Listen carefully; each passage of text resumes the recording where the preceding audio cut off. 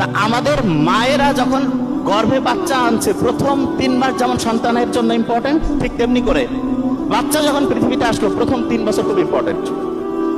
আমি ওনার একটা প্যারেন্টিং এর মাস্টার ক্লাস সম্ভবত একটা দেখছিলাম, উনি এখানে বলছে যে প্রথম ওনার যখন বাচ্চা আসলো, সম্ভবত ওনাদের টুইন নাকি এরকম টিকে শুয়েছে তারা, তা বললো যে 2টা বাচ্চাকে নিয়ে বাসা করছি কিন্তু ওইখানেও যেতে পারছি না, টাকা এমনিতে দিতে হইলো। দেখা গেল যে নানা নানিরা অনেক সাপোর্ট দিয়েছে, তা বাচ্চাই একটাকে ধরে রাখি, আরেকটা ঘুমায়, আরেকটা উঠে যায়, এই রুম থেকে ওই রুমে দৌড়াদৌড়ি, এরকম ব্যাপার। তা বাচ্চার সাথে মায়ের কানেকশন, বাবার কানেকশন প্রথম 3 বছর খুব ইম্পর্টেন্ট। তবে এখানে মাথায় রাখতে হবে, মায়ের সাথে কিন্তু 1 নাম্বার। আমরা বলি না মাদার টাং, ফাদার টাং তো বলি না, মাতৃভাষার ইংলিশ কি বলি, মাদার টাং না ফাদার টাং? হ্যাঁ, মাদার টাং।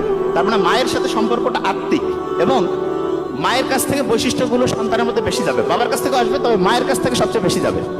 এই জন্য বাচ্চার প্রথম 3 বছর তার সাথে সবসময় কানেক্টেড থাকতে হবে, এবং তখন দেখা যাবে যে বাচ্চার যে ব্রেইনের যে ডেভেলপমেন্টটা সেটা অসাধারণ।